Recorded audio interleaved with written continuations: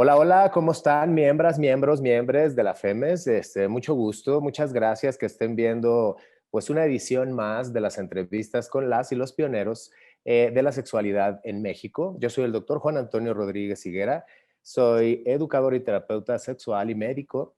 Y pues bueno, el día de hoy estamos muy contentos porque tenemos la, la suerte, tenemos pues, la dicha de poder tener este espacio, ¿no? En donde vamos a entrevistar, pues yo creo, a la persona que llegó por primera vez a decir, hay sexualidad en México. Y bueno, se trata de una psicóloga clínica, especialista en educación sexual y sexualidad y reproductiva, y con cuestiones de género, y pues es la pionera, la mera mera de la educación sexual en México.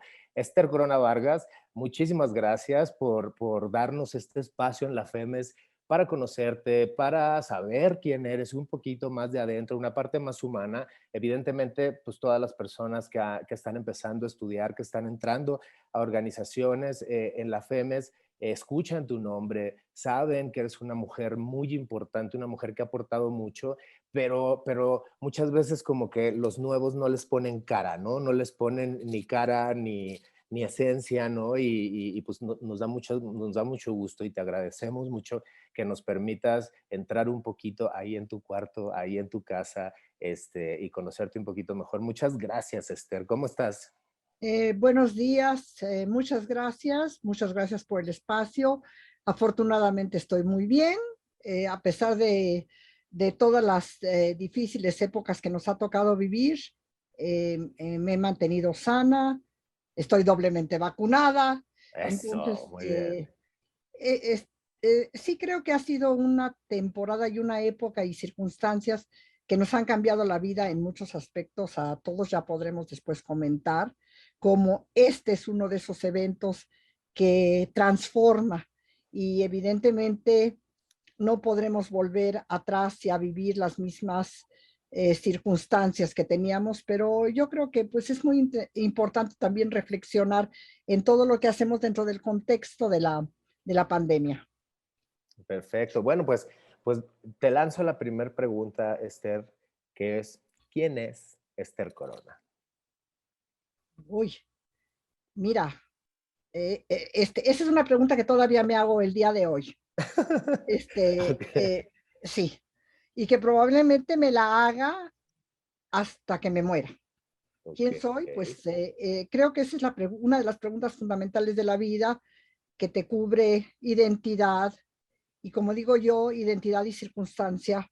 Ortega y Gasset decía, yo soy yo y mi circunstancia. Exacto. Entonces creo que, ¿quién es? Pues soy una persona que nací en México, mujer, nací hace ya muchos años, ya paso, como dicen mis amigos, el piso, el octavo piso, ya lo pasé.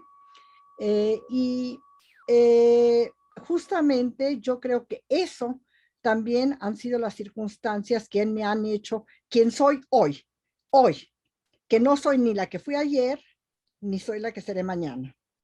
Es decir, soy una persona, creo yo, en constante transformación, y en estos entornos que me ha tocado vivir, todos ellos. Y bueno, pues no creo que esa definición de quién es Esther Corona, no sé, tal vez no se puede ni resumir en un párrafo, pero tampoco todavía amerita libros ni grandes estudios. Bueno, no, ya, híjole, quién sabe si estoy de acuerdo contigo, Esther, porque eres una mujer que, digo, sin querer sonar así como muy adulador, vaya, pero de las grandes mujeres que a los que nos compete, pues, esta rama de la salud sexual y la sexología es un nombre muy admirado que hemos estudiado, o sea, desde que llegamos a la escuela hemos estudiado, ¿no? Cosas que tú has hecho por mérito propio desde antes de los años 60, ¿no? Y eso son cuestiones que la gente nueva, pues no, les ha tocado, digo, yo tengo 45 años, a mí ya me ha tocado un poquito más, vaya, pero no sé si estarás de acuerdo conmigo que en los últimos años la transición de la evolución de la sexualidad de los seres humanos en el mundo cada vez en cambio, más constante en evolución, más constante sacando definiciones y nuevas definiciones, ¿no? Que van, pues no sé, un poquito marcando la diversidad y todo lo diferentes que somos cada persona. Yo siempre he dicho que cada persona representa una sexualidad distinta en el mundo Así es. y, y pues a mí me encantaría saber, bueno, a todos, ¿no? En la federación, ¿qué fue lo que en aquella época una chavita como tú, mexicana, que empezó a estudiar psicología, se fue adentrando? O sea, ¿qué fue lo que llamó la atención y decir, a mí me late estudiar la sexualidad? Pues mira, la verdad de las cosas es que no es tan así. Es A ver, decir, no hubo un momento, hubo hitos, pero mira, yo les quiero enseñar una cosa y se las voy a enseñar. a ver. Esto, esto es lo que había en la biblioteca de mi padre. Esto. ¿Saben lo que es esto? La primera edición de el 15 de la sexualidad humana en el hombre. Y aquí tenemos la primera edición de la sexualidad humana de la mujer, de los estudios de 15 y de los De estudios Alfred seminales de Kinsey. 15. Esto es lo Ok. que había en la biblioteca de mi padre. Entonces, para mí no era, no te voy a decir, porque eso data de 48 y de 53. Ok. No, yo no los había leído, no los había leído como tal, pero sin embargo, allí estaban, ¿entiendes? No era una cosa extraña. Yo no tenía, no había un, una sección de la biblioteca de libros prohibidos, ¿no? Sí. No, no, que tenía Y, acceso ¿y tu papá, a todo. por qué tenía una biblioteca tan grande? ¿A qué se dedicaba tu papá? Mi padre era fotógrafo, completamente autodidacta, nunca fue a Ok. la universidad, pero Ajá. sabía todo lo que quieras de historia de México, del mundo. Por ejemplo, otro libro seminal, ¿dónde estaba? El segundo sexo. Yo leí El segundo sexo de Simone de Beauvoir cuando Ajá. tendría yo que 15, 16 años, que me abrió, es decir, esos fueron las así como las ventanas, no un momento, sino ventanas. Los libros, el hecho de que yo, a pesar de que no provengo de una familia especialmente ilustrada, ¿no? Sí. Era una familia, era, bueno, mi padre y mi madre separados, pero de todas maneras, eh, nunca fueron restrictivos. En mi casa nunca se dijo, de eso no se habla, Eres no, mujer y tú no no, no, estudias, eso no no, existía. para nada, al contrario, es decir, las expectativas eran de que obviamente eres mujer y eh, tienes toda la capacidad del mundo, qué libros quieres, qué quieres hacer, qué te gusta, te gusta la química, pues que Santo Claus te traiga un juego de química, Un ¿no? juego de química. Sí, Ajá. Sí, sí. este, eh, entonces eso crea, es lo que yo te digo, el contexto, el entorno. En México de los 40 y de los 50, un ambiente muy especial en el sentido de que, bueno, pues tú no tienes límites. Es decir, yo no tenía, es decir, toda esa experiencia la tenía por fuera. Esa experiencia de ser mujer, etcétera. Yo sabía varias cosas. Yo sabía que no me interesaba casarme inmediatamente después de ser mamacita, ni madrecita, ni mucho, no, ni madre el día de hoy, porque me pudre que me digan madre, ¿verdad? Este, yo sabía que no, que eso no era, porque no era, como te digo, así como era el destino de muchas mujeres, y es todavía el destino en muchas partes del mundo, inclusive en México, en mi caso no existía ese destino. Y no Entonces, existió, o sea, no te casaste, no tuviste hijos. no me casé, no tuve hijos, Ok, este, mira. no, Ok. y por elección hasta cierto punto, es decir, no quiere decir que no haya tenido amores, amantes, etcétera, toda la vida, Claro, claro. compañeros, hijos tengo como a quien Dios no le da hijos, el diablo le da sobrinos, tengo sobrinos muy queridos, en fin. Ok. Entonces, pero yo creo que, mira, voy a contar un par de cosas que yo creo que sí fueron así como muy importantes. Por ahí de los años del 58, estando yo en lo que es ahora la Facultad de Psicología, Alberto Cuevas, un psiquiatra, joven psiquiatra, hermano de nuestro famoso José Luis Cuevas, el pintor, Ok. propuso y se inventó que íbamos a hacer un seminario de sexología. Él era maestro de la facultad. Ahí en la escuela, que era el colegio de psicología, no era facultad. Y entonces, pues no lo planteó, sino que un día dijo, bueno, vamos a iniciar, los que quieran, pues vénganse y vámonos. Y pues nos juntamos, y como era una experiencia de un seminario que no había en ese momento universitario, era bastante, el maestro enfrente dice una serie de cosas y tú, alumno, te quedas atrás y aprendes o no aprendes, lees o no lees. No había mucho intercambio, no había mucho ese espíritu de participación. Y Ok. bueno, pero él sí desde el principio nos dijo, no, todos los que le entren al asunto tienen que presentar un trabajo. Bueno, pues eso fue un evento fabuloso porque allí empezamos a ver una serie de cosas absolutamente insólitas, ¿no? Como por ejemplo, que llegara una mujer que era la doctora Edith Rice Ray con un vitrolero de este tamaño lleno de pastillas. ¿Qué eran? Eran las primeras píldoras anticonceptivas que se producían en México. En México, En México, exactamente. en el Ajá. mundo. Sí, sí, Tenemos que sí, sí. recordar que eso fue un evento que partió de México, del estudio de una planta mexicana, del Barbasco. Exactamente. Entonces, que alguien viniera y nos dijera, eso sí, a todo el conjunto de jóvenes que sí sabíamos, lo que sí sabíamos es que no podíamos tener relaciones sexuales si queríamos, no, independientemente del contexto, porque para las mujeres, pues siempre implicaba el riesgo del embarazo, ¿no? Claro. Y que dijeran, miren, aquí está esto, y ya no tienen ni que contar días, ni que el ciclo menstrual, nada, aquí está esto se lo van a tomar ustedes, esta bomba hormonal que era en ese momento, y van a poder decidir sobre su cuerpo, van a poder decidir sobre la posibilidad y la probabilidad de un embarazo.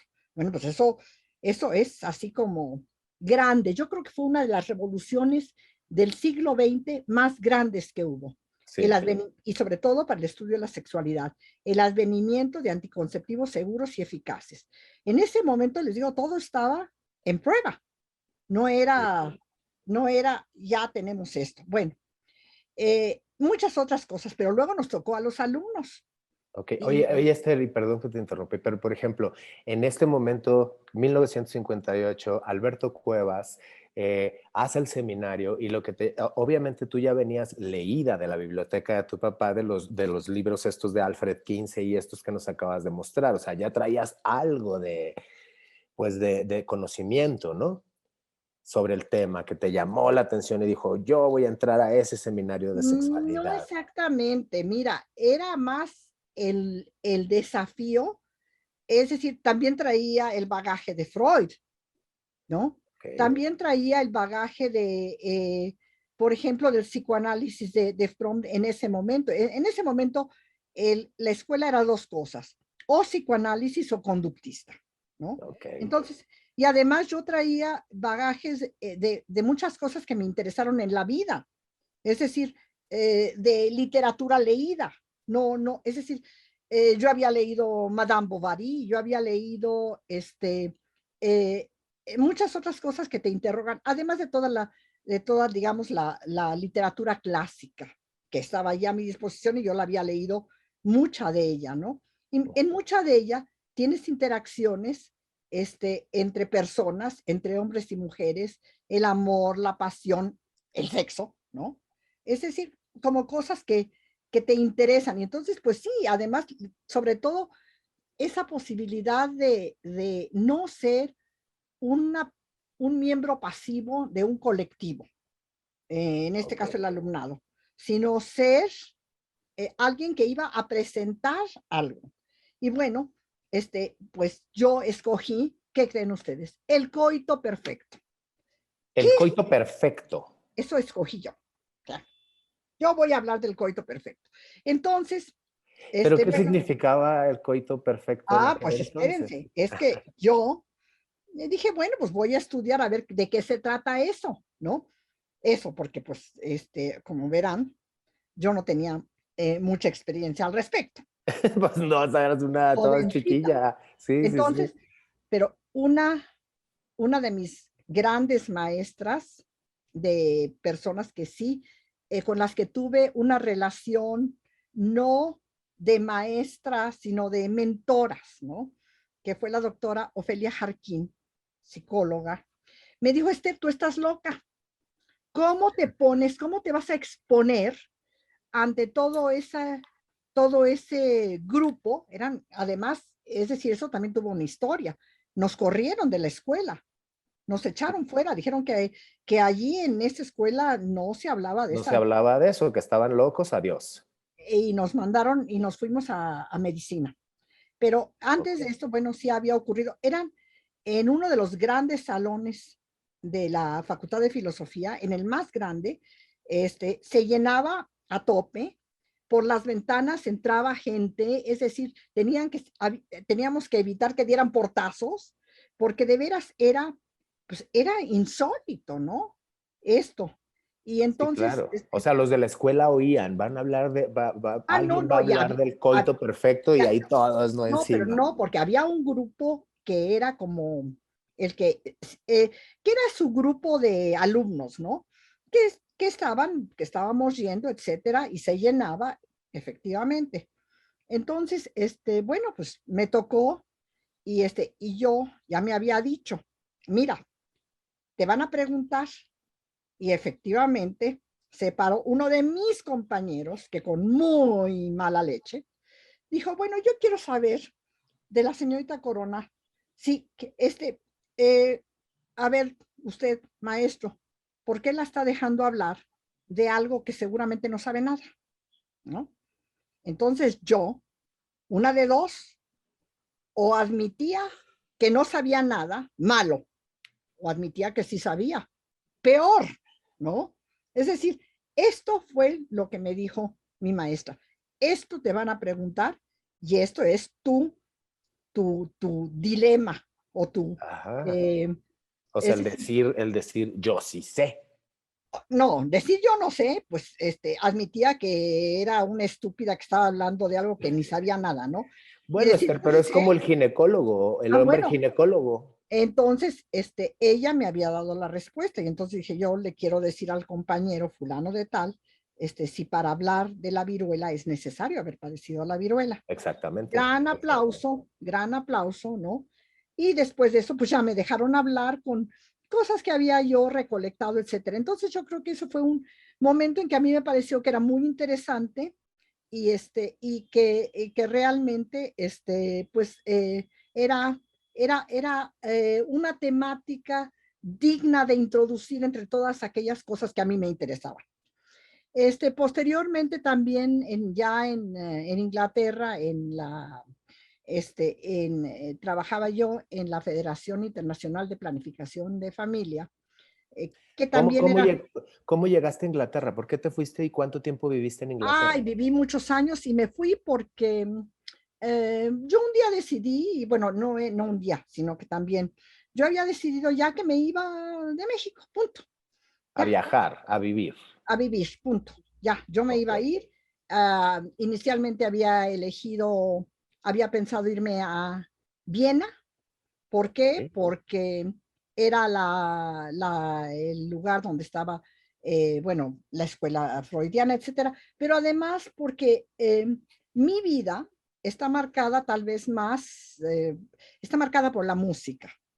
Para mí la música ha sido fundamental, es decir, A ti, igual, tú eres fan de la música clásica. sí, Eso hay que saberlo, gente de la bueno, federación. no, Sí, además, sí.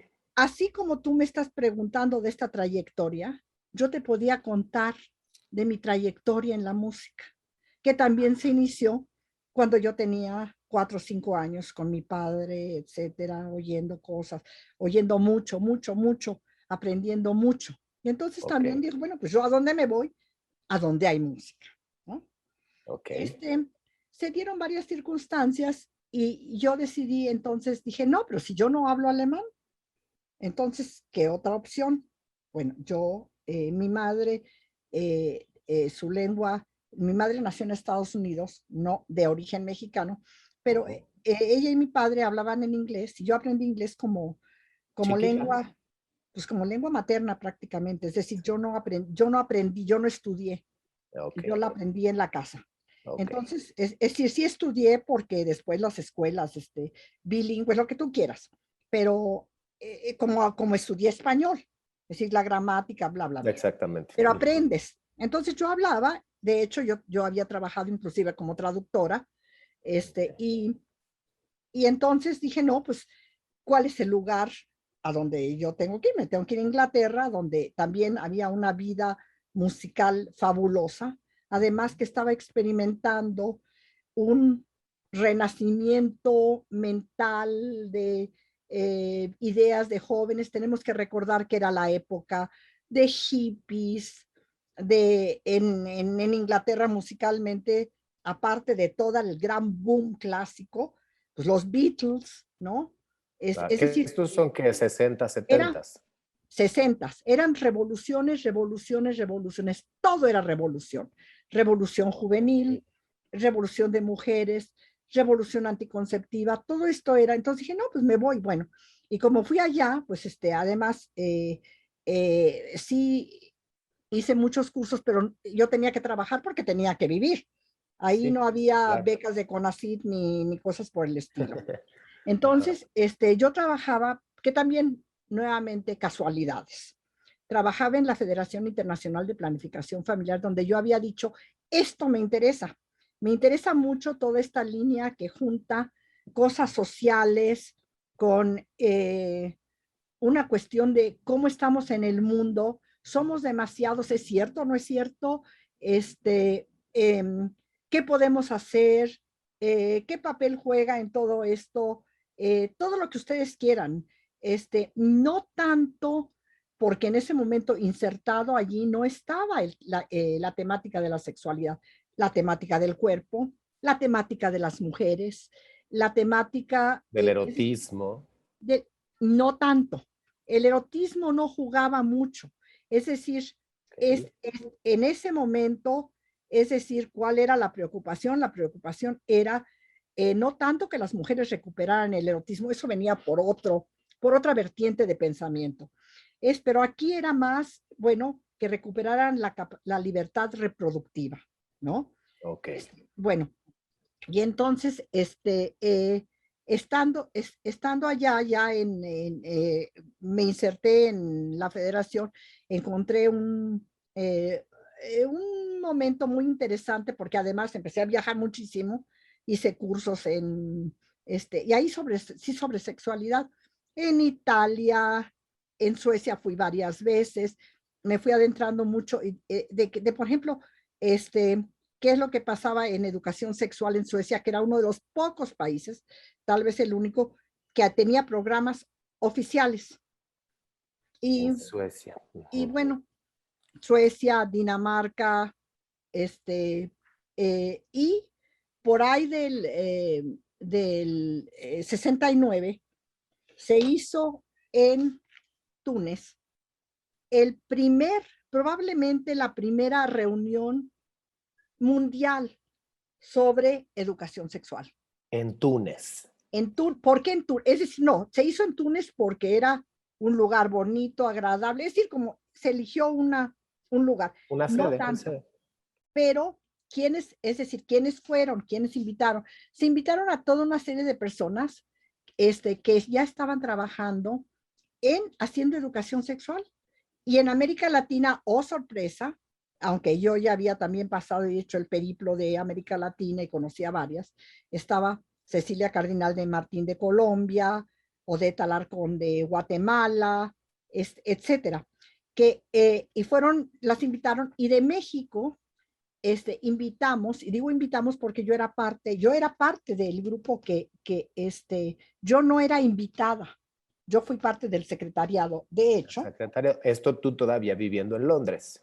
Desde Ya, Londres varios hiciste años. eso. De Ujú. hecho, la edición de este libro, yo la hice.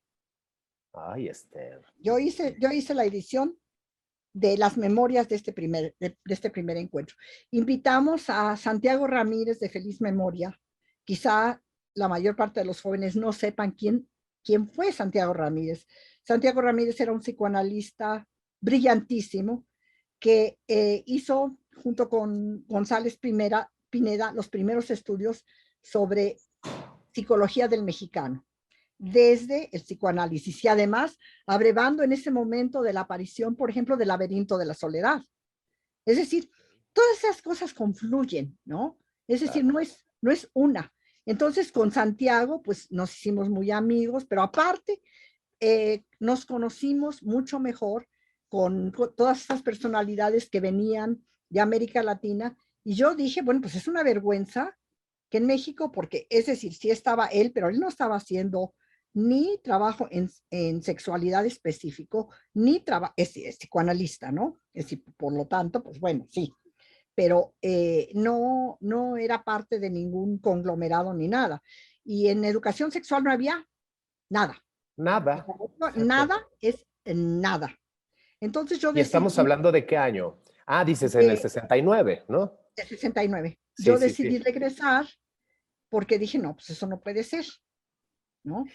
O sea, podríamos decir que todo este tiempo es como muy circunstancial en donde tú te fuiste dando cuenta cómo estaban las cosas por aquel lado del mundo y de repente, pues bueno, cursos de sexualidad, que Suecia, que Inglaterra, que Italia, y entonces de repente ahí fue donde tú empezas, digo, obviamente hablando a México con tu familia y con todas estas cuestiones y esa conclusión de decir yo como mexicana estoy viendo que en México no hay absolutamente nada.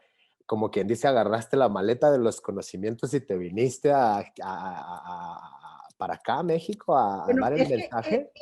el planteamiento también es cómo esperamos transformar a la sociedad mexicana, cómo esperamos, miren, en esa época las mujeres tenían, es decir, el promedio de hijos era de alrededor de 7 hijos por 8, sí, pareja. exactamente. Bueno, Ajá. 7, 8 hijos, esa era la tasa de fecundidad. En México, en ese momento, las expectativas de la duplicación de la población eran de 17 años.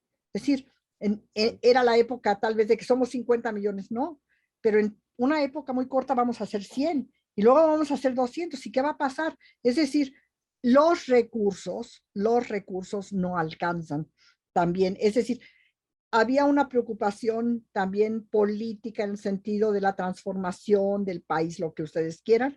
Y yo decidí que sí, que bueno, que me venía a trabajar con lo que entonces era la filial de la IPPF en México.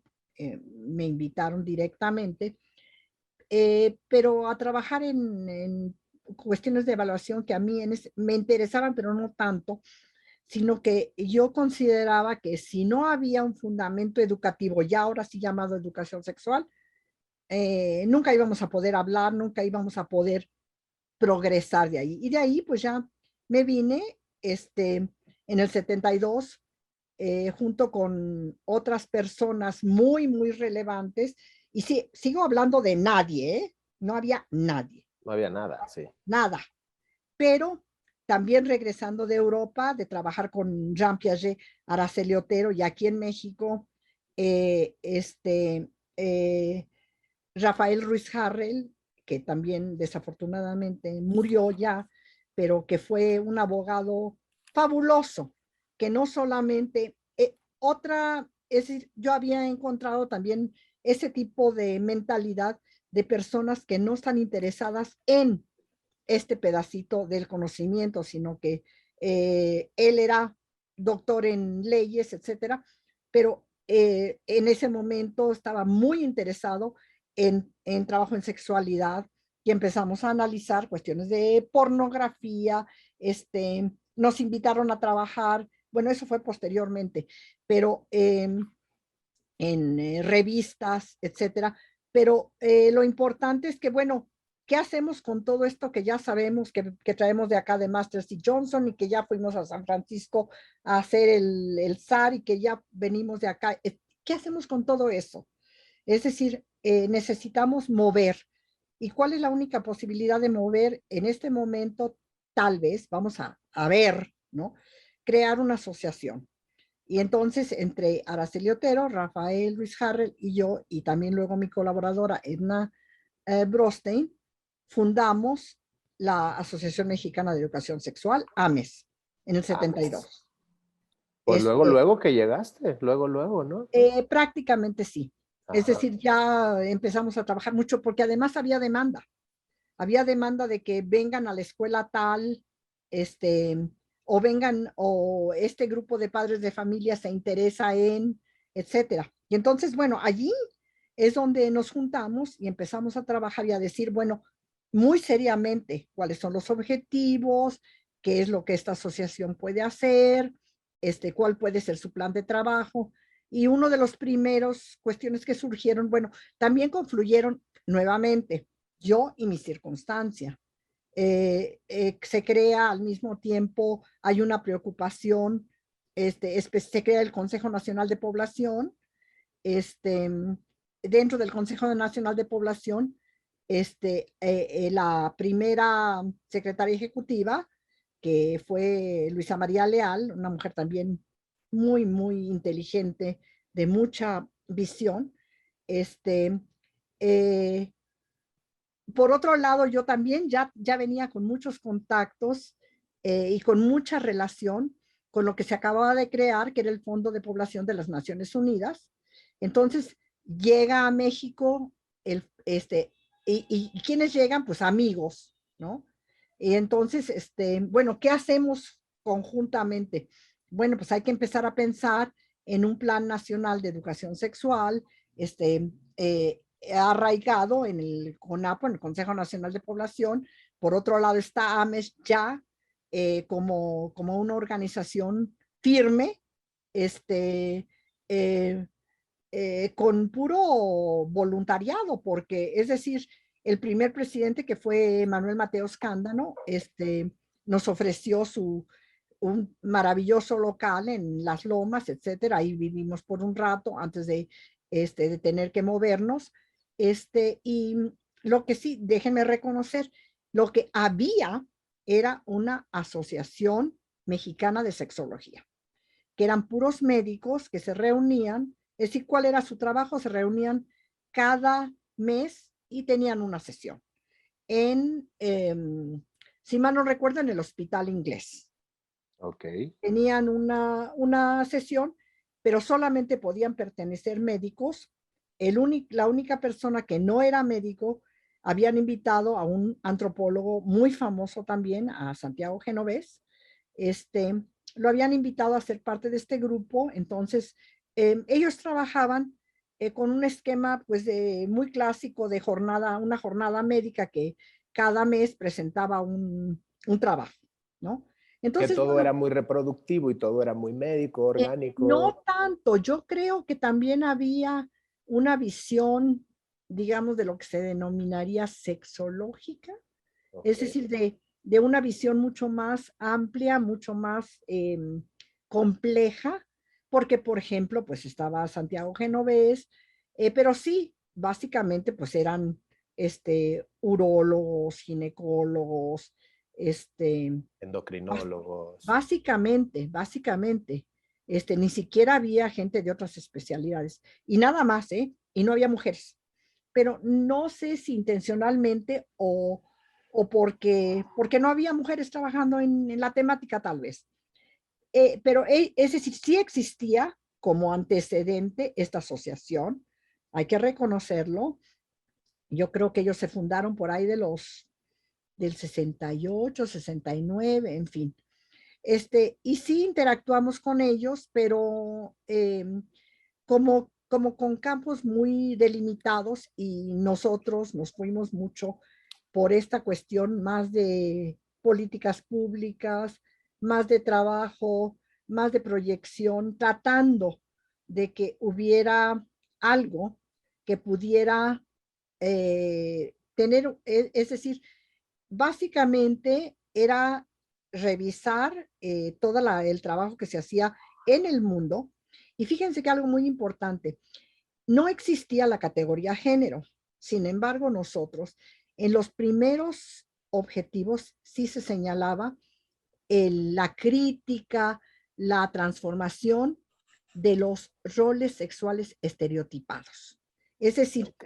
nosotros ya estábamos trabajando con la categoría género sin nombre.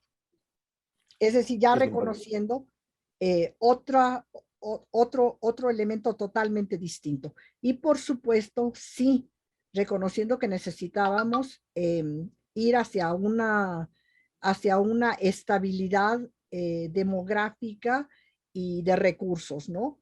Y, pero en ese momento, es decir, por ejemplo, ¿qué fue lo primero que hice? Una de las primeras cosas que hicimos, dijimos, necesitamos gente. Entonces, bueno, se creó el primer seminario taller, que fue por ahí debe ser el 74, y fue una experiencia muy interesante porque dijimos, bueno, ¿cómo le hacemos? Ya en ese momento hay una visión muy multidisciplinaria, muy transdisciplinaria.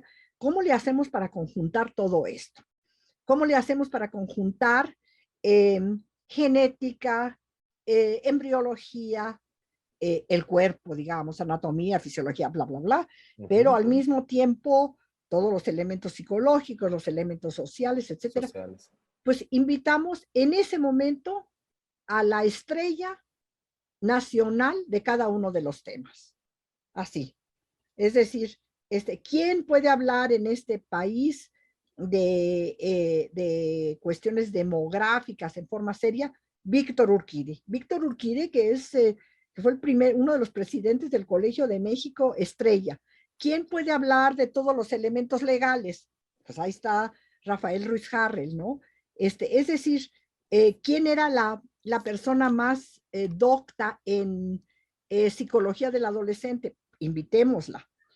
Y entonces, pero nos dimos cuenta de algo muy interesante, que después del primero o el segundo, que bueno, era natural, que habíamos invitado a la orquesta, a puros solistas que Ujú. no sabíamos tocar. Es decir, que no habíamos creado, que teníamos que crear un cuerpo de conocimiento realmente que trascendiera estas divisiones, ¿no? Y sí, pero era pues un poco, y bueno, también empezamos a tener la posibilidad de viajar es decir, de que gente fuera a seminarios que también después se hicieron en Suecia, que fueran a otras instituciones, a otros países, etcétera. Otras personas empezaron a entrar a través del Consejo Nacional de Población. Por ejemplo, entró ya por ahí de los 70 Juan Luis Álvarez Gayú, que también empezó a interesarse en esto porque él no provenía de esta vertiente, ¿no? Y que también fue incorporado en esto que por otra parte se estaba dando, que era el Programa Nacional de Educación Sexual, que fue Ok. dirigido por un médico, digamos, como ocurre en México, ¿no? Un nombramiento político, pero que dejó hacer, que acompañó a muchos de nosotros, que estábamos empezando a trabajar, a congresos, etcétera, que fue cuando también empezamos a acudir a los primeros congresos de lo que después sería la UAS, que no, en ese momento no existía. ¿Y qué Es era la UAS antes? ¿Era un No grupo existía. de...? No, no, es decir, la UAS se creó en Roma, en el tercer congreso, que sí estuvimos ahí presentes, pero es decir, nuevamente fue la misma cuestión de solistas tocando en diferentes Cada orquestas, quien su instrumento. gente de todo el mundo, nos juntamos y un día dices, no, para mover esto tenemos que actuar en forma coordinada, ¿no? Y es cuando te planteas, y además en México se planteó en un momento de gran crecimiento de la sociedad civil, por ejemplo, otras organizaciones, el Instituto Nacional de Estudios, el IMES, Instituto Mexicano de Estudios Sociales, empezó a tocar mucha de esta temática por el lado social, ¿no? Por otro lado, otras personas empezaron a ver el trabajo con adolescencia, también Anna Monroy, otras personas que también empezaron a trabajar conjuntamente, es decir, en ese momento se abrió mucho el campo. Nosotros en AMES fuimos muy afortunados en el sentido de que pues muy pronto en nuestro seminario taller vinieron gente que después pues sería, es decir, fueron los alumnos, fue Selma González Cerratos, Eusebio Rubio, Rafael Macín, Marcela, etcétera.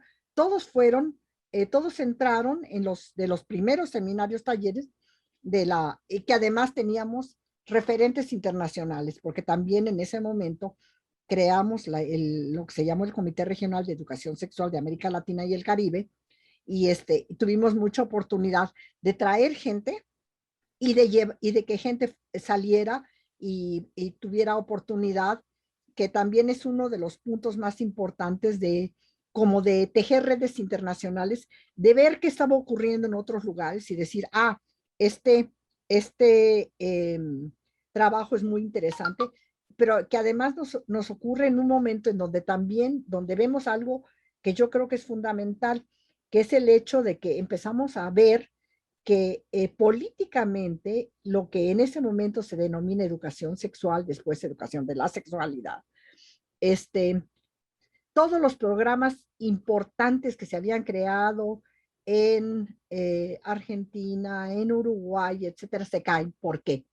Porque es el momento en que llegan una gran cantidad de dictaduras a toda esa zona y evidentemente eh, todas esas dictaduras, es decir, uno de los puntos donde inciden es en la sexualidad. Es decir, se usa la sexualidad como instrumento de tortura, como arma de guerra, se utiliza la sexualidad, es decir, ¿En qué año es más o menos de esto que son los estamos hablando? 70s. Los 70. Los 70s, el 73 en Chile, Pinochet, y al mismo tiempo después Argentina, Uruguay, Brasil, etcétera, ¿no?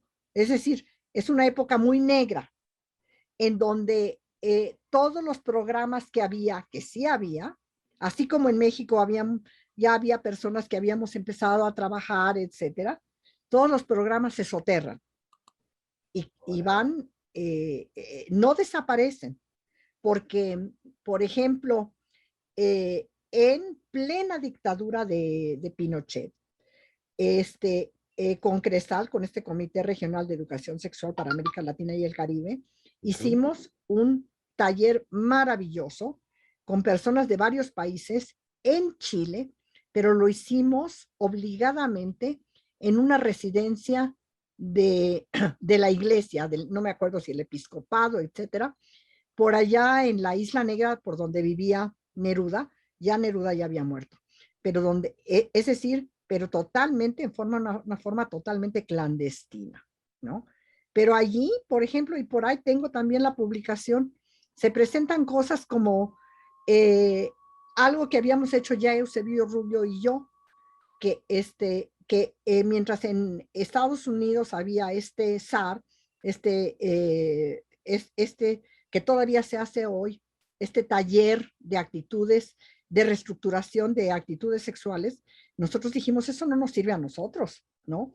Es decir, nosotros necesitamos crear algo diferente y habíamos creado un grupo, un proceso que se llamaba Grupo de Trabajo de Actitudes Sexuales, totalmente distinto, apropiado a nuestro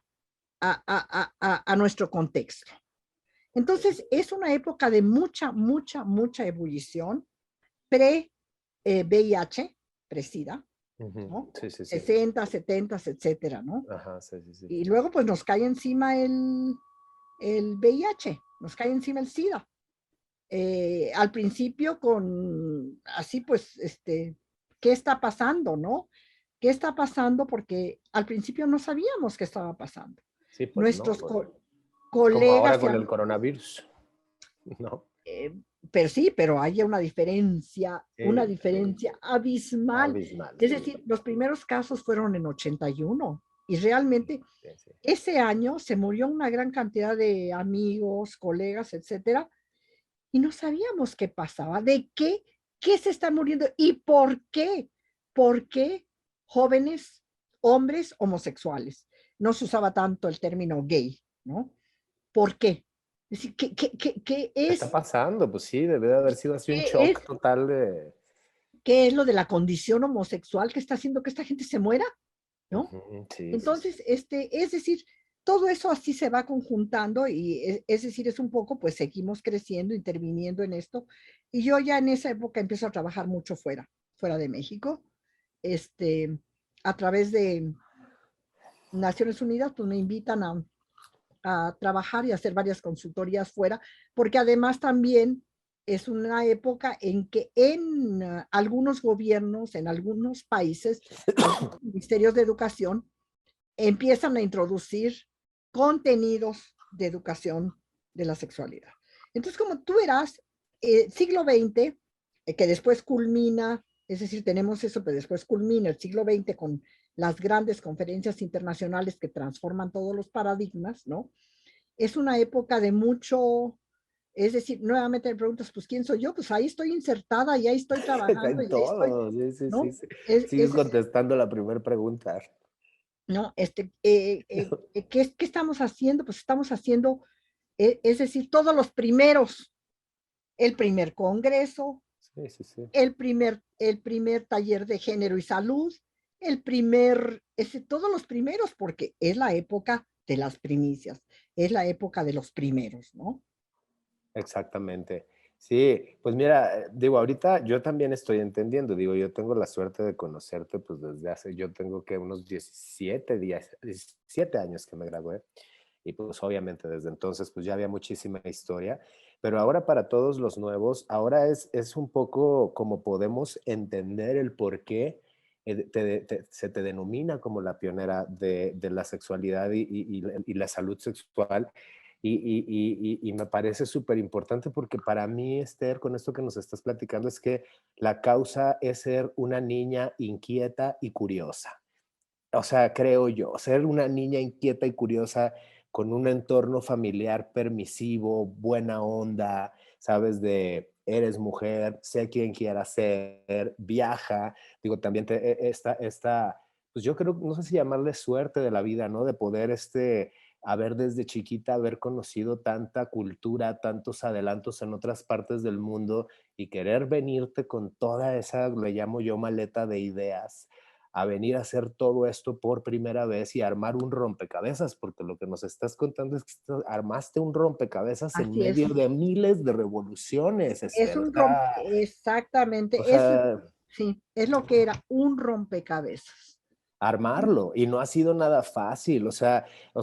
Digo, por ejemplo, digo, ahorita ya que estás hablando de los 80, 70, 80, pues bueno, esas ya yo creo que son historias que ya aparecen nombres como Selma, como Marcela, como Eusebio, ¿no? Que ya son nombres, pues, de personas que también ya podemos conocer, como a ti, ¿no? O sea, personas que ya son más palpables, vamos a pensar, ¿no? O sea, no como los que contabas antes, Víctor, Rafael Jader, o sea, todos estos que contabas desde los principios de allá, y pues me parece como muy importante que nos cuentes algo, o sea, por ejemplo, tu ímpetu, tu entusiasmo, tus emociones en todo esto que nos estás contando, ¿siempre fuiste así de firme o realmente hubo épocas en las que dijiste, híjole, voy a tirar la toalla porque esto está demasiado fuerte? ¿O no? En realidad no, mira, es decir, lo que a veces me ha dado ganas de tirar la toalla es hacer otras cosas. Es decir, Como la música, por ejemplo. música o la cocina o qué sé yo, digo, es decir, ¿por qué estoy perdiendo el tiempo en esto, no? Es decir, cómo le hago para abarcar todas las cosas que me interesan? Todavía el día de hoy, esa No se puede. no la acabo de armar. Es que Es no se decir, puede, ¿no? Porque nos estás contando una cosa que hace entender muchísimo, ¿no? Ahora la complejidad de la sexualidad, tanto libro que hay, tanta investigación que hay, que conocemos ahora, pues en realidad el inicio, ¿no? Por lo menos aquí en México, que viene de mucha influencia del mundo, que tú te trajiste, ¿sabes? O sea, en realidad pues es agarrar muchas ramas que tienen que ver con la sexualidad, o sea, como me mencionabas, ¿no? Tendrías que ser un todólogo y eso es imposible en la vida. Exactamente. Eso es Mira, imposible en la vida.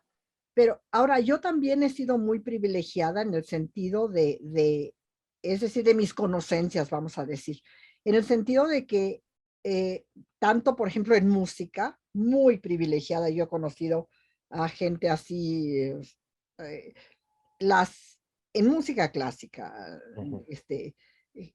así los ídolos de esa época, que fueron algunos mis amigos, y también en este campo, por ejemplo, este, eh, una persona que fue un autor muy definitivo en mi trabajo, que yo también descubrí cuando descubrí a Master C. Johnson, a quien también conocí, con los que cuales conocí conocencias, pero no amistad.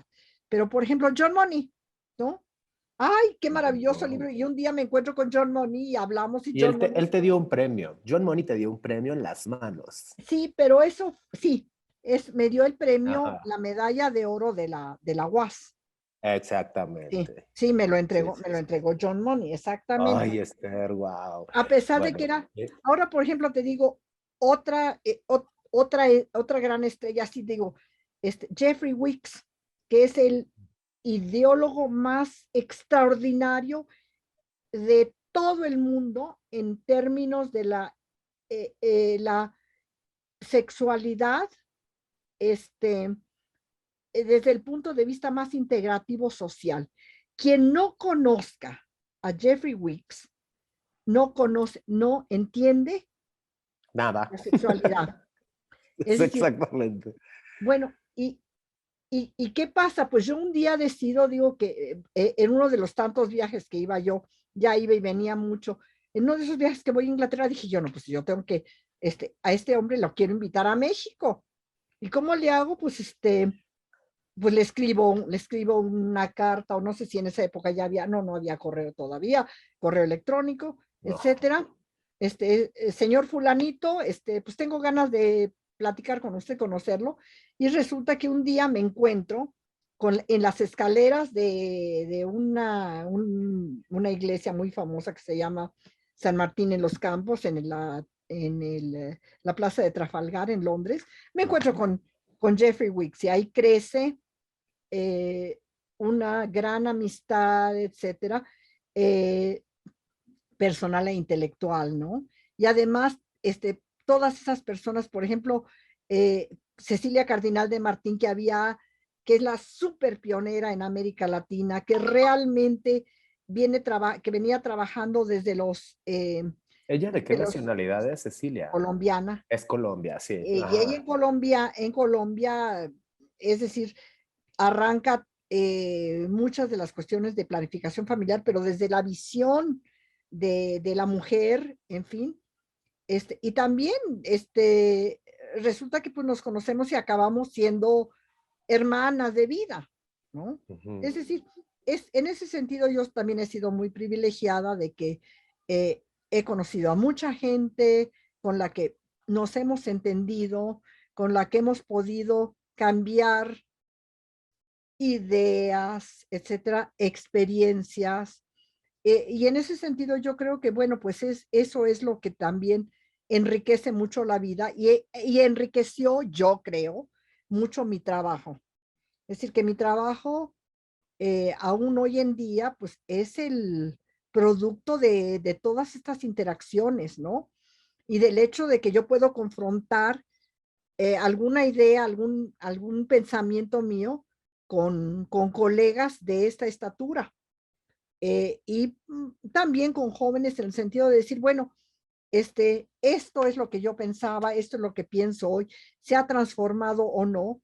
Y sobre todo, te digo, el no pensar en todo este terreno como una cosa aislada. A mí eso no me interesa. A mí me interesa, es decir, yo el día de hoy estoy trabajando, por ejemplo, muchas de las cuestiones de género que se hicieron en México, género y salud, yo empecé trabajando ahí. Cuestiones de terapia sexual, etcétera. ¿Por qué? Porque son cosas que van emergiendo, que se van entretejiendo en tu conocimiento para realmente crear lo que, las ideas que tú puedes tener y bueno, en última instancia, cómo puedes contribuir, ¿no? Entonces, también, es decir, participé en las grandes conferencias de Cairo, Beijing, etcétera, que ahora estamos, hoy hoy se abre el foro que se llama Foro Generación Igualdad en París, que es continuación del que hubo en México, que es una gran conferencia que rememora la de Beijing hace 25 más 1 años, ¿no? Ujú. Entonces, también tuve la oportunidad y, es decir, y sigo como teniendo mucho todo ese tejido internacional que yo creo que le da mucho sentido al trabajo nacional. Yo Exactamente. trabajo poco en México hasta cierto punto, pero lo que trabajo jala Sí, claro. todas esas cosas, ¿no? Claro, pues es que yo creo que es algo, ay, es que es muy interesante esto que cuentas porque, fíjate, caen 20, a mí me está cayendo un 20 ahorita, ¿no? O sea, esta cuestión de no pretender, ¿no? O sea, de por llamarnos sexólogos tratar de abarcar todo porque es imposible, son demasiadas las cosas, pues que generan, no sé, ay, ¿cómo llamar? Pues una salud sexual en todos los sentidos, en un sentido psicológico, en un sentido social, en un sentido legal, y de repente, pues yo creo que la chispita, ¿no? Que salió cuando nació Esther Corona y creció, ¿no? Fue el decir, me puedo ir y puedo traerles todas las cosas, reúno las cosas Y y, me puedo volver a ir, me puedo y me volver voy a a ir. seguir trayendo. Y yo creo Es, que eso es, es algo que te caracteriza muchísimo a ti, que realmente aquí en México, realmente que tengas aquí por decir, tu oficina y que estés de base, pues no, has estado en muchos lugares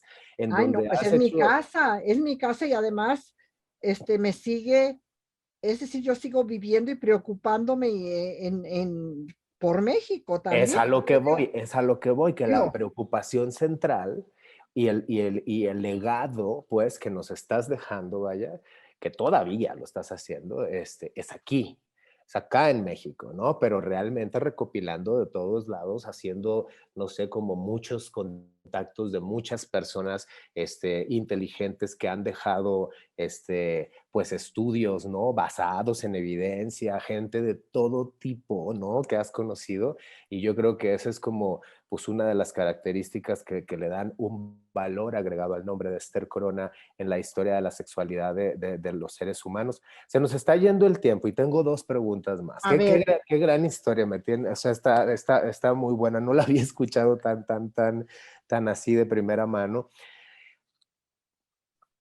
O sea, en medio de todo esto, la mujer, o sea, Esther Corona como mujer, eh, ¿cómo lo viviste en lo externo, no en lo profesional? ¿Sabes? O sea, como aquella vez que tú dijiste de chavita, me voy a meter a hablar del coito perfecto, ¿no? Y que de repente los externos decían, pero estás loca, ¿cómo se te ocurre que vas a hablar de eso, no? O sea, del coito perfecto, bueno, nos hemos ido a muchas historias que has contado, gente externa, familia, amistades. ¿Te has encontrado con adversidades por el hecho de ser mujer en toda esta historia?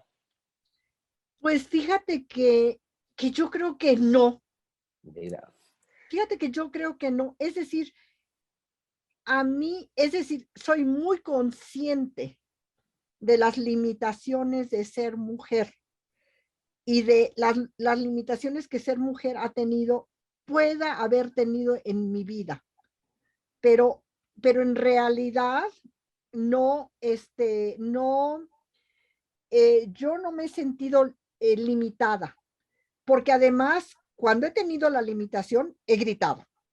Es decir, exacto. es un poco la diferencia que a mí no me, yo no tengo esa experiencia. Es decir, la vivo porque vivo la voz de todas las mujeres que no tienen voz. Sí, Exactamente. es decir, Sí. lo entiendo y lo vivo. Yo creo que es una voz sin género, ¿no, Esther? O sea, vives la voz de mujeres y hombres juntas, ¿no? O Bueno, sea, sí. pero vivo mucho particularmente de las mujeres. Es decir, desde Simone de Beauvoir hasta, es decir, yo soy feminista Ujú. de si quieren, de viejo cuño, es decir, de los principios, yo soy feminista.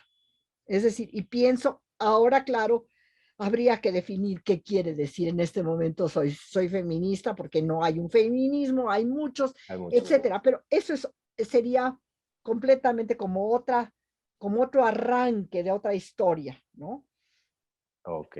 Me ha preocupado mucho, he trabajado mucho, he tratado siempre de reivindicar a las mujeres y no nada más, también tengo mi historia con la diversidad sexual, donde también he tenido mucha cercanía, etcétera, mucha empatía, ¿no? Es decir, pero yo como ser mujer, em, pues no sé, a veces yo creo que he peleado, pero afortunadamente, por ejemplo, yo no me he encontrado con grandes diferencias, por ejemplo, que te paguen honorarios. A lo mejor, por ejemplo, te pagan honorarios menores porque eres de un cierto país a, a que si eres de otro. Por ejemplo, los consultores gringos siempre cobran más que los consultores del tercer mundo, ¿no? Claro, sí. Es decir, eso era como una constante, cada vez está cambiando más. Es decir, hay, digamos, controles más paritarios, pero en ese sentido, yo siempre me he sentido afortunadamente muy contenta de ser mujer, muy, este, pues no sé, muy instalada en mi ser mujer, Ujú. pero con esa conciencia de que soy yo y que de nuevamente eh, privilegio, privilegio de genes, privilegio de lo que quieran, pero sí. Es decir, y que yo sí tengo la obligación de hablar por las personas que no tienen voz. Que no tienen voz. Es, Ay, es, Esther. Esther, vicepresidenta de la Organización Mundial de Sexología. ¿Qué tal la experiencia? ¿Cómo? Asociación Mundial para la Salud Sexual, la de Para la salud sexología, sexual, disculpa, le la WASS. cambiamos hace mucho tiempo, ya. ¿Qué, Sí. qué tal tu experiencia como vicepresidenta? Muy cansada. Mira, dos cosas, te voy a contar. Sí, sí, sí. Mira, dos cosas. Muy cansada, pero en la Asociación Mundial para la Salud Sexual, Sí. el vicepresidente es la figura oculta. Nunca, haz de cuenta que no existimos. Yo a veces me siento la mujer invisible. También en México, ¿eh? También en Ajá. México. Yo muchas veces me siento la mujer invisible. Es decir, veo que hay y hablan y dicen y fulano y perengano, etcétera. Y de mí, pues bueno, a lo mejor ni me conocen, pero bueno, pero es muy complicado es el ser no, no la figura de hasta arriba, no el presidente, no la cara, ¿no? Pero tienes que trabajar verdaderamente, es un Muchísimo. trabajo muchísimo, sobre todo porque por el momento, es decir, a nosotros, a mi equipo, en este momento que es un equipo fabuloso, nos tocó, bueno, recoger a la UAS de un momento difícil en su historia, pero luego nos toca la pandemia. Entonces, cuando parecía que, bueno, que habíamos hecho el Congreso de México y qué Congreso bien hecho, bien organizado, gracias también a todo el equipo mexicano, a la FEMES, etcétera. Es decir, a todo el equipo que también nosotros habíamos creado, habíamos contribuido a crear. Entonces, cuando parecía que, hijo, de aquí vamos a arrancar con muchas cosas, se nos viene encima la pandemia y nos tenemos que reinventar. Y nos estamos reinventando. Y qué bueno que me das esta oportunidad porque hemos tenido un trabajo muy consistente de webinars, Ajá, donde sí. hemos traído a mucha gente muy interesante y muy importante, pero ahora, es decir, nosotros, en mi equipo, mi administración, pensábamos que íbamos a terminar con bombo y platillo en Sudáfrica en el Congreso Mundial. ¿Y qué ocurre? Pues que no hay Congreso Mundial en Sudáfrica, sino va a ser desde Sudáfrica hasta cierto punto. Va a ser del 9 al 11 de septiembre, virtual, por lo tanto, hay que inscribirse, va a estar muy bien. Estamos, así como cada vez vamos retomando, así como tomamos en algún momento los derechos sexuales, y eso es otra historia de la que podemos hablar, de cómo hemos trabajado toda la temática de los derechos sexuales, tanto en Valencia, Hong Kong y después posteriormente lo retrabajamos en Estados Unidos como sede una y otra vez para que en el 14 se adoptara y luego se hizo el documento técnico, ¿no? Pero bien, eh, eh, este, eh, para México y ahora tiene que consolidarse la temática del placer sexual. Claro. Y esto es importantísimo, recuperar lo positivo que puede tener, sobre todo en este momento post pandemia. ¿Qué es lo que positivo que nos puede dar el trabajo en sexualidad, el conocimiento de la sexualidad en sí?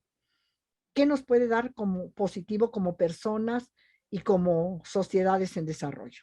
¿No? Todo eso yo creo que hay que recuperarlo.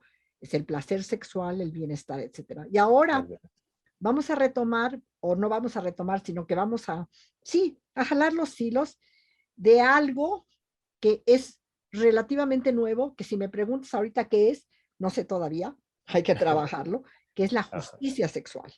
Ok. Ese va a ser el tema del Congreso. La justicia sexual. Sexual. No dejar a nadie atrás.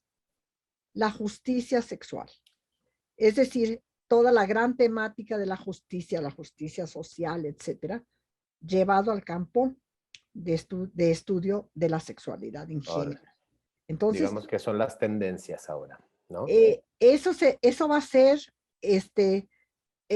mucho de la temática que necesita y que nuevamente este, tenemos los hilos, pero hay que tejer, hay que tejer, Ok. hay que tejer y hay que construir la tela. Porque la tela allí, así como decir, ¿la tenemos? No la tengo. Yo no la tengo. A lo mejor otros sí, ¿no? Ujú. Sí. Bueno, Es bueno, decir, pero hay que investigar, hay que... siempre tengo que hablar desde mi perspectiva, ¿no? Muchas veces es decir, no es que no se sepa, yo no sé, ¿no? Bueno, ahí está. Ok. Ok, ay, Esther. Bueno, una última pregunta para la FEMES. Bueno, yo quiero tomarme el atrevimiento de, después de esta plática, genuinamente, de manera personal y por todos y todas los que nos apasiona la salud sexual y la sexología, darte las gracias por esta iniciativa que hiciste hace muchos años de venir y traer piezas y armarlas y tejer y seguir tejiendo, porque es la última frase que acabas de decir, pues porque sin querer queriendo a todos y cada uno nos has permitido tener conocimientos de una manera mucho más fácil de la que tú la tuviste, aunque tú fuiste una mujer afortunada por poder haber ido en aquellas épocas, pero al final de cuentas yo creo que sí todos y todas tenemos mucho que agradecerte, ¿sabes? Por empezar ese camino y estar jalando y permitiendo a que entre más y más y más y más gente. Y pues yo creo que estarás de acuerdo conmigo que en la actualidad, pues bueno, ya la sexología está siendo más reconocida en el país, porque yo creo que a todos y a todas nos toca, ¿no? De repente en la vida social que nos dicen, ¿a poco eres sexólogo? Como que si no, como que no nos lo toman tan en serio, vaya. Entonces yo siento que ya actualmente ya se está viendo la necesidad de una salud sexual, de un buen estudio de la sexología y francamente a nombre de todas las organizaciones y todas las sexólogas y sexólogos, pues yo me atrevo a darte las gracias porque nos ha servido muchísimo, o sea, en casi todo de nuestros inicios. Y después quisiera yo, ya para concluir esta entrevista contigo, Esther Corona, para la gente joven que está entrando a las organizaciones de la FEMES, algún mensaje que quisieras dar para la gente más jovencita que va empezando en esto. Bueno, mira, yo la primera cosa que sí quiero decir es que pues para mí la FEMES tiene especial importancia y un lugar especial en mi vida porque yo fui la primera vicepresidenta de la FEMES, es decir, yo estuve allí en todo ese proceso de creación, que fue desde que se arrancó la idea en La Habana En hasta Cuba, ajá. posteriormente, que es decir, nos sentamos a arrastrar el lápiz y a hacer los estatutos, y después, por ejemplo, a crear algo que yo siempre insisto en que ha sido como el embrión de muchas cosas que después que fueron los principios. Y allí, por ejemplo, hay que reconocer a Oscar Chávez, que también eh, arrastró el lápiz con nosotros para crear. De allí, de allí salieron con otras vertientes, por supuesto, los derechos sexuales. Esos Ujú. derechos que ahora así tenemos, así como los derechos sexuales de la UAS, etcétera, de ahí salieron, Sí. ¿no? De trabajo que hicimos en México, ahí sentados, discutiendo y verdaderamente en ese trabajo, digamos, de arrastrar el lápiz, como digo yo, y como lo hicimos también en muchas otras ocasiones. Entonces, para mí la FEMES es muy importante. Me parece que es muy bueno haber visto cómo se ha desarrollado su crecimiento, su florecimiento. Qué bueno que se ha consolidado. Este, Sigo pensando que debe ser la organización rectora en México, aunque haya otros organismos, redes, etcétera, es la organización rectora. Y que cuando hay que tomar decisiones o pronunciamientos, deben provenir de la De FEMES. la FEMES. Es decir, a mí sí en ese sentido, a veces digo, bueno, por ejemplo, ¿por qué X grupo está haciendo un pronunciamiento respecto a un evento importante en la vida nacional cuando debería provenir de la FEMES? ¿No? Eso sí es para mí central en ese sentido. Y yo no sé, yo no sé qué mensaje puedo dar. Lo único es que, bueno, hay que ser consistentes. Ahora tienen una oportunidad que no tuvimos, que es la oportunidad de estudiar en una formalmente, etcétera. Este, También que no se queden en, en las cosas chiquitas, que no piensen que, es decir, que hay que todas esas cosas, todos esos conocimientos, hay que amplificarlos hacia, hacia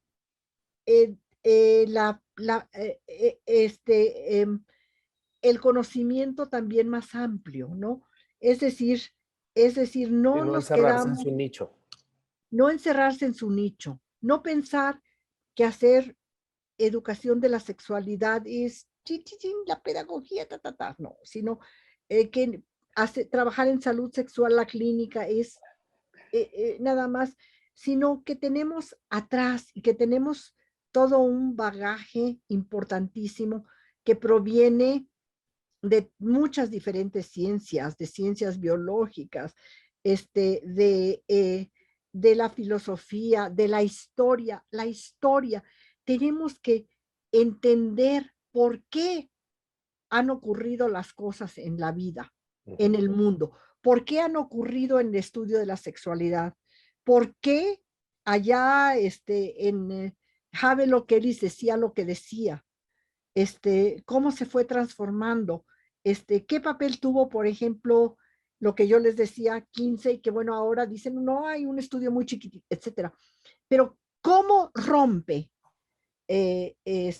barreras, eh, las feministas, el estudio de la diversidad sexual, es decir, ahora esta explosión que yo diría de la diversidad de los géneros, entenderlo.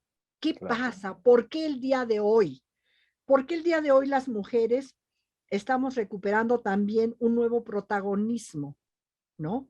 claro. Es decir, todo esto tiene un cierto lugar y para entenderlo tenemos que tener la mente muy amplia y realmente entender que nuestro conocimiento proviene de muchísimas fuentes, que somos herederos y herederas eh, de esto que también nos va a permitir, creo yo, enfrentar la crisis que el día de hoy vivimos y que tenemos que reconocer, que vivimos en una época de una crisis este, de géneros, una crisis ambiental, una crisis social, que tenemos que recomponer también el tejido social, es decir, insertar el estudio de la sexualidad en lo que ahora se denomina la interseccionalidad.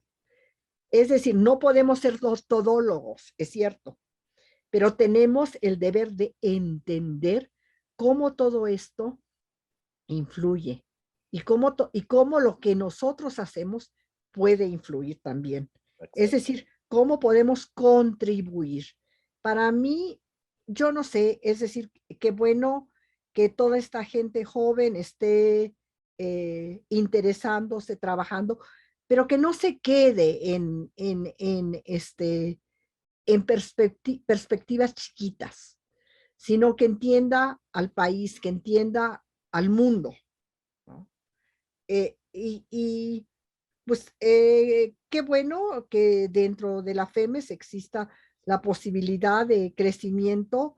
Hay otras instancias que también más amplias, como por ejemplo la UAS, donde se inserta la FEMES, etcétera, y que todo eso hay que tenerlo en cuenta y pues qué bueno que alguien sí ha seguido el camino, que este, sigan adelante, que busquen y que eh, sepan que yo el día de hoy todavía no tengo todas las respuestas. Sí, que sí, que sí. Iniciaste diciéndote quién soy, te digo, pues no sé, no sé del todo.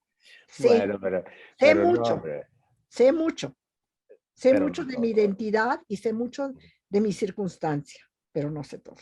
Exactamente, pues eso es una gran respuesta, Esther. Es una gran respuesta y más que la digas tú. Este, bueno, se nos fue el tiempo. Se nos fue el tiempo. De veras, qué rica plática, qué enclarecedora más que nada.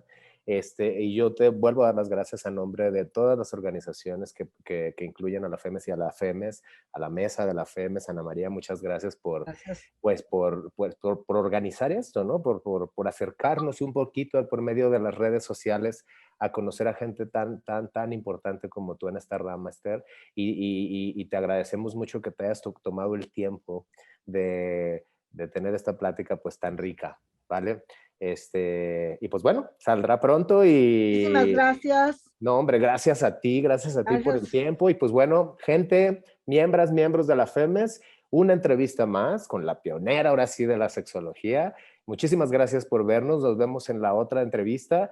Yo soy el doctor Juan Antonio Rodríguez Higuera, médico, terapeuta y educador sexual. Muchísimas gracias por vernos. Un gran beso, Esther. Igualmente. Igual.